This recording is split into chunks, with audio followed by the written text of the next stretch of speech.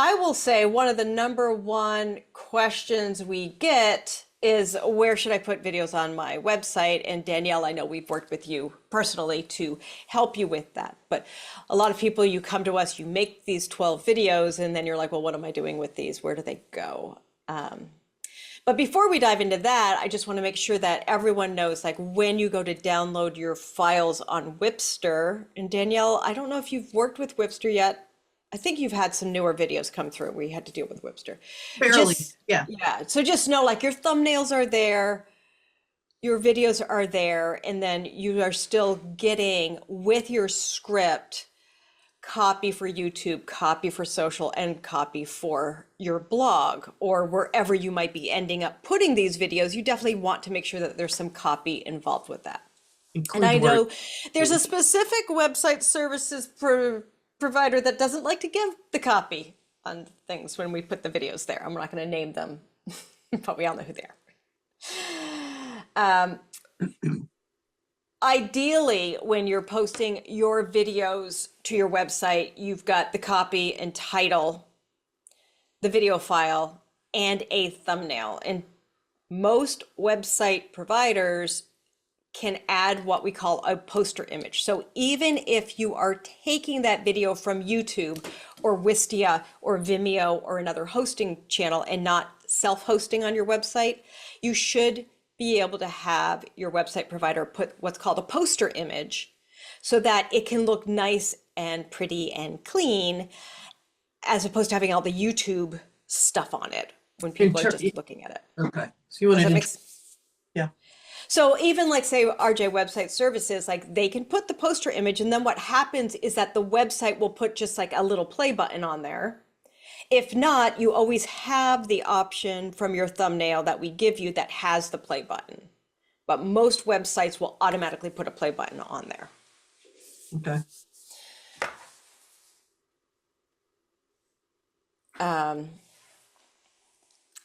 And I will say that, you know, there's obviously very obvious videos in obvious places they go to. If you've created a homepage video, obviously you want it on your homepage of the website.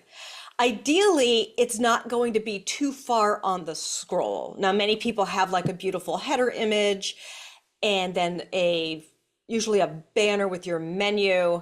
You don't want to hide that homepage video too far down because a lot of people don't keep scrolling. So it's always nice if like it starts peeking out on that first scroll. And I might be biased, but I would like it big rather than tiny on your homepage because you want it to have impact. You spend all this time and energy creating these videos. You want it to have that wow factor when people are on your website. And then most of you who've worked with us have done process videos, bio videos. Those have obvious places on your website. If you've got a bio page, it makes sense to put your bio video there.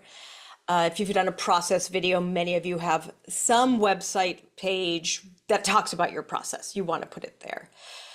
And then many of you have created videos that are really specific. I know we've done a lot of videos with people who deal with sudden money, with widows. Maybe you've got some specific genre. We had one advisor who worked with the local unions for the hospitals. And so he had a web page set up specifically for them so that he could talk directly to their needs. So anytime you've got a specific landing page and we've created a video with you that makes sense to put it there, it does make sense to, you know, augment that page with as much visual content as you can. And then you come to all the other videos that, you know, maybe you don't have a landing page for, maybe you don't have, you know, it doesn't belong on the homepage. And that's when we like to talk to people about, like, if you have a blog feature on your website, adding it to your blog, if not a video library page. And we're going to talk about the differences of how your clients and your prospects are going to interact with that. So here's an example of somebody who's got their homepage video there. It's on the third, I think it's the third section of their homepage. So it's not too far down on the scroll, like right above the Meet Your Team was the banner image and menu. Here's a nice example of a bio page. You got the nice portrait, their blurb, and then the videos down below. Now, personally, I'd like this video to be bigger, but I don't know, sometimes you have to work with whatever template your website has. And so let's talk about the benefits of a blog. So one of the benefits of a blog is that if you are running your website yourself, it's really easy to update. Like you just go in, make a post, put your content on there. SEO loves it when people are constantly refreshing their page, adding new content. And so if you are consistently putting out some content on your blog, then Google knows like, hey, this website's alive. It's not just stagnant. You're constantly putting out fresh content. So it knows to up your search. And like I said, it's easy to use and it's usually pretty adaptable. You can have a nice digest page where you can your prospects and clients can scroll through and see your content, and then you click through and you have the page with the title, the copy, and the video. The benefit of this is that you have this unique URL for every blog page that you create. So when you are sending out your content in an email or sending people a link on social, they have a specific place to go to. And they're not trying to figure out on your website, where am I supposed to go to see this content? Is anyone here have the capacity to have a blog on their website? No. No? I don't think so. So then the other option is a video library page that most web providers can create for you. And if you look at Jackie's here, it looks a lot like it could be just a blog, except that manually they have to create each page rather than using, say, like the blog capabilities of just automatically creating them. So here, her website provider created a grid of videos. Each of these thumbnails are hyperlinked to a page that looks very much like a blog, where she has her video and her content there. So she still has that unique URL to be able to share with clients. So the benefit of creating this is that as you onboard new clients, if you've got a video that's going to be relevant to what they're going through, you can send them exactly what they need. If you just have this first page, this sort of video digest page where the videos play right there, you don't have the capacity of leading them directly to where you want them to go. And so then you have this page that you send them to that might have 20 videos on it, and you would have to give them all this information about which video title they're looking for, and they'll have to hunt and peck to find it, which is probably not the best website experience for your clients. I mean, if I know anything about human nature, is that if we have too many decisions to make, we really just don't make those decisions. I think I read some study about how much energy, how many calories it takes to make a decision in your brain. And I can't remember the exact number, but I thought it was like interesting that they could actually measure the caloric intake of a decision. Like it has enough power that it takes up at least a calorie, right? So we are all destined in our old hardwired, caveman DNA to save our calories as much as possible.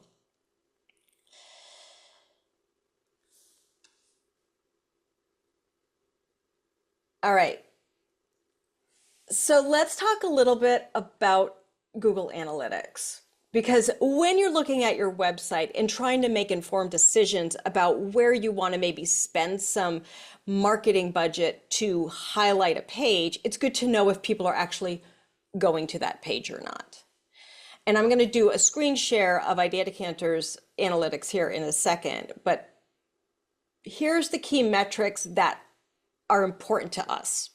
One is traffic acquisition. Where are people coming from before they hit your website? And this is where you're going to see if your LinkedIn posts are taking people back to your website. if your emails are, if people are clicking on those emails and actually going to your website, you'll be able to see that here. And then user engagement. Where are they going once they hit your website? And this is where you're going to find like, well, okay, so this page is really popular, but they never go to this one page. Like, why aren't they going to that page? Is it not linked clearly? Does it need to have more content on it? Or is it a page that maybe isn't worth spending extra time and effort on? And then you can see the pages and screens and how they bump from page to page to page. So let me stop this screen share and we're going to dive into Google Analytics. Who here has access to the Google Analytics? We do. We get Perfect. reports constantly. Excellent. Okay. We do as well. Huh? What do we Excellent. have? Decanter? So Google changed their analytics. Oh, go ahead. You were saying something, Maddie? Or who else is here? I can't see everybody. Was it Tammy? Tammy, did you have a question? Okay. Google changed their analytics from Universal to this GA4.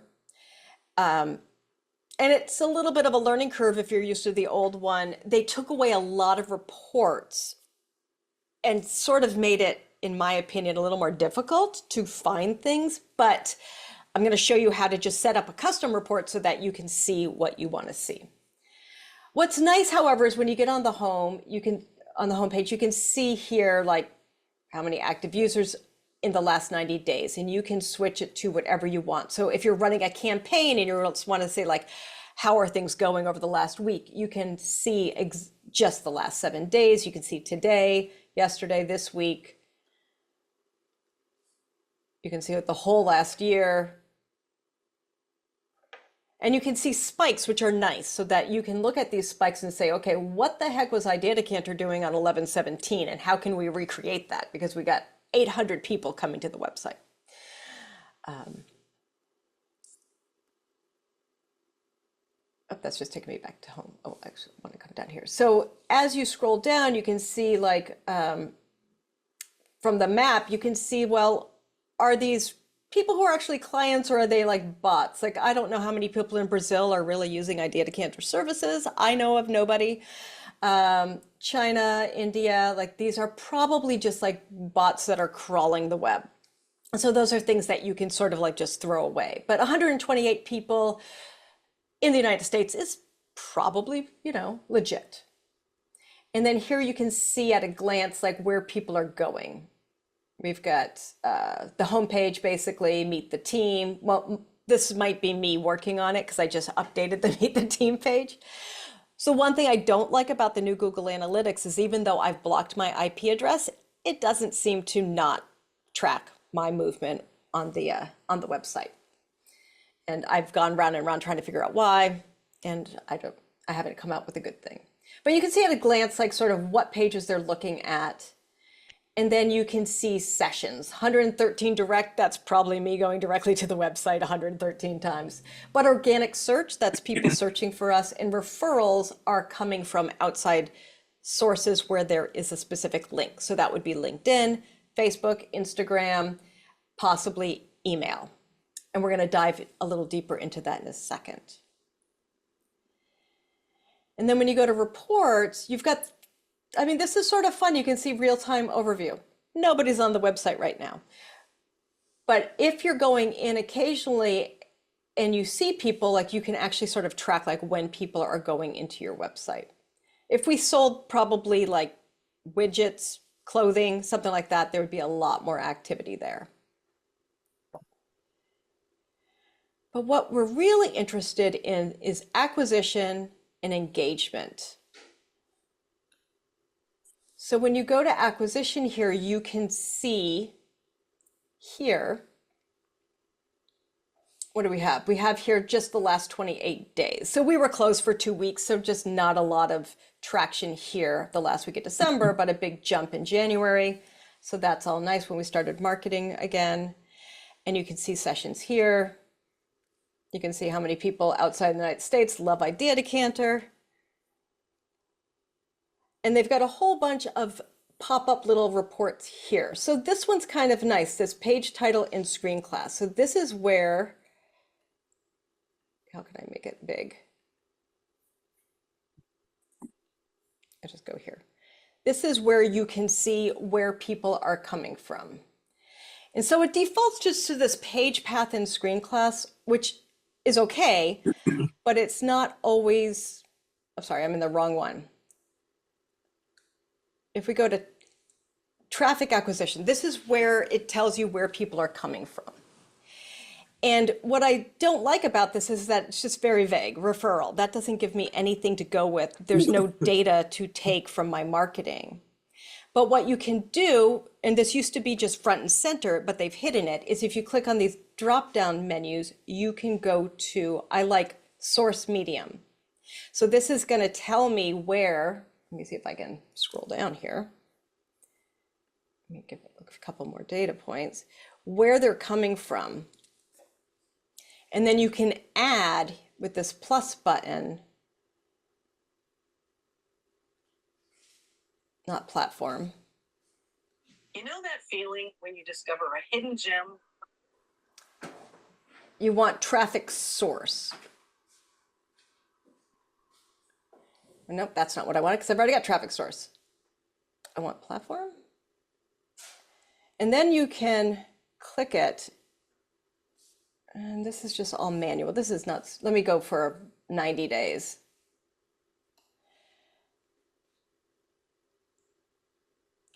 What I'm trying to get is this first user, source medium, sorry, and then page path screen class, which is under page screen. I don't know, it wasn't popping up on that other one. Let me go back here and find out why. So I want to show you where it is because I think it's really helpful. So first one, we want source medium. And this one we want, here it is, page screen.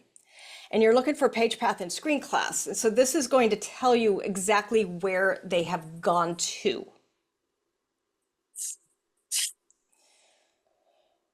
And it tells you where they came from.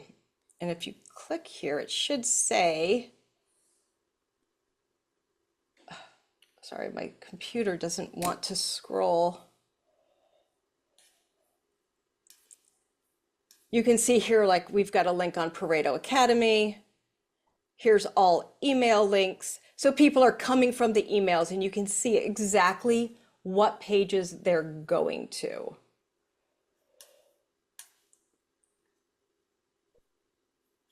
And these are all direct.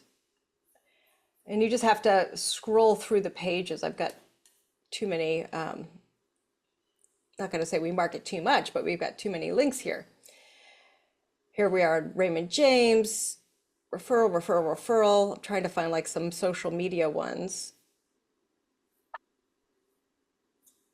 But I have to scroll too far down. One of the strategies we're doing this year is not necessarily putting a link on every LinkedIn post because the algorithm doesn't like it when you send them off the post. So we're not getting as much from LinkedIn. But what's nice is once you set up this source medium and you set up the, why did I just delete it? The page screen, then you can come up here to customize the report. It's going to make me do it again. I guess you just have to customize the report.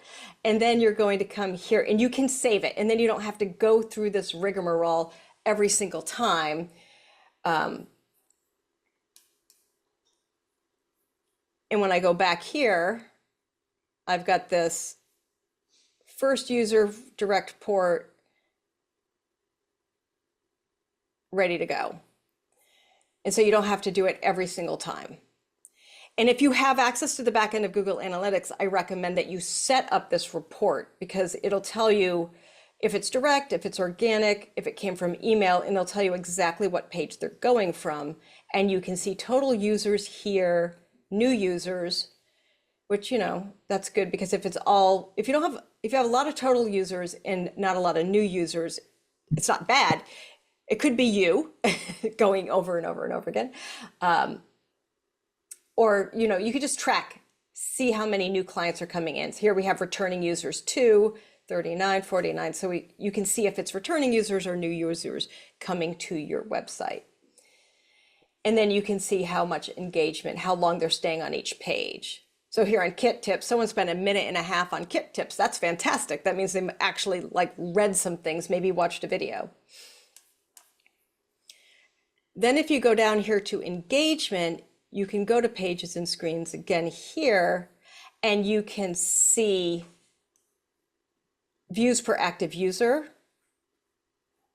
Event count is anytime they have scrolled, clicked, watched a video. It's super vague. I don't find it super useful. I'm trying to find a good use case. But again, you can drill down even deeper if you want to here. You can go down here to event and hit event name. And you can see like, it's just page views, page views, page views. And then you can see if they've watched videos somewhere. Let me search the other way. So here we got videos start. So this is when people are clicking on videos. So you can actually see if people are watching the videos on your page. And if they're not, then maybe it's too hidden, or maybe you need to find ways of making sure that it's linked in a clear way on the menu. Any questions I can answer about Google Analytics? Like, I don't claim to be an expert, but like, I feel like these reports here are the kind of reports that will give you information so that you can see how people are using your website. One of the key takeaways that Laura and I realized is that people are going to some really old content on our blog that actually that information is obsolete. And so we were like, we need to take down those blogs. They're not accurate anymore. So, you know, every now and then it's good to do a little audit of like some of your older content. Make sure that you don't have something, say, from 2017 that doesn't apply anymore on those blogs or pages that you have.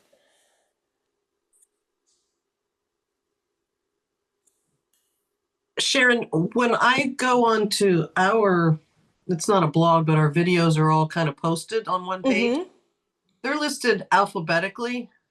I'm thinking, and even when I'm looking at it, I'm like, why is that one first? But then I realize they're alphabetical. Ah. So, I mean, I guess somebody decided to do it that way, but typically I would think you would want the latest and greatest, or maybe the beginning of a relationship first. Some of the videos that are more Yeah, important. I think you could ask website services to see if they could either organize it by last date published, or if they have to manually do it, maybe you just put a number system in the title. So it's like 01, 02, and that way it would automatically sort Order that them. way. Yeah. Yeah, I was just sort of looking at it going, why is that first? And then I realized, oh, they're alphabetical. Yeah, I mean, like you want to make sure that people are seeing like The most the pertinent. most relevant, yeah, the most relevant content you have. You don't want them, you know, I don't know what, I haven't been on your website for a Well, little like your bit. holiday video is not necessarily the one you want them to see first. I mean, Exactly. or maybe because it's still January, it makes sense. But yeah, Yeah, but eventually I don't you're want going that. to want to you're going to want to like maybe not have like what you need to know in January 2025 at the top of the list of things to Right. do. Right. And you know, like tax returns make sense to do the first couple months of this year versus other things. Yeah. Okay. Right, right. Okay. Yeah, I don't know. Do they go to specific, here, let me go to your website really quick. Do they go to specific pages, or is it just a digest on yours?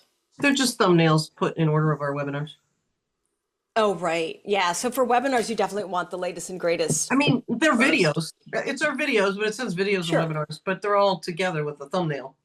Mm-hmm. Let's just take a quick look if you don't And mind. we're finding that, you know, the emails work great. When we put it in an email, then you get, you know, 150 hits on the website because they all go look at it. Yeah, I mean, email is still the #1 tool we have to really get people to our Driving them to the website. website. Yeah. We really do. Mm-hmm. I think, like I said, with social media, they just don't want They just don't want to us sending people off. Oh yeah. Who Well, are- your I mean, this digest looks great and it goes to that specific URL. You're doing everything right, Danielle. I'm so proud. but it's in a funky order. It's in a funny order. Yeah. But I will say that having it alphabetical is also like we have been trained since kindergarten to like look at things in alphabetical order. So it's not terrible. It's not No, terrible. but because we know emails are the most effective way to drag people back. They're going right to something anyway. Exactly. Exactly. Okay. All right, so you asked me about our new FinKit service, I believe is what you're talking about. So FinKit is all about creating weekly videos so that every week you have some short format vertical video to post on LinkedIn, Instagram, Facebook, YouTube. You can even put them on your website. It takes a little bit of special embed code, but it's not impossible. I'm working on a how-to video right this minute, all about how to do it. And it is really designed to build that authority on social media, build out that brand awareness so that you have content every week with your face on it, being the expert, and using that sort of time commitment, consistency of showing up without having to think about it every week. So Laura and I are personally doing it. I just had one come out this morning, so go check out LinkedIn. Okay. And I will say, like, I have been doing videos since it was like Super 8, since it was film. And for me to go vertical, it's been quite a transition, but it plays so much better. We see such a jump in numbers with these this short vertical content. I don't know what you mean by vertical. Here, I'll share this screen. I will share our website with you. Like if you're on Instagram and the video is vertical So up it's and down. it's vertical video like this, Okay. right? Got And it is specifically meant for social media.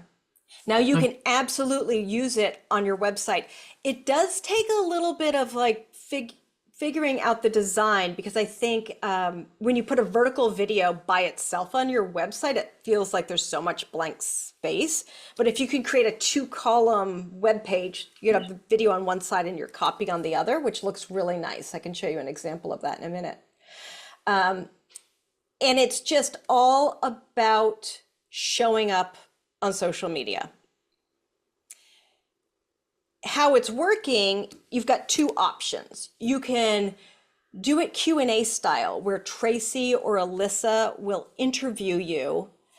And then while they're interviewing you, just like the Muse sessions that you probably all have been on normally for your video content, instead we're recording you during the interview process.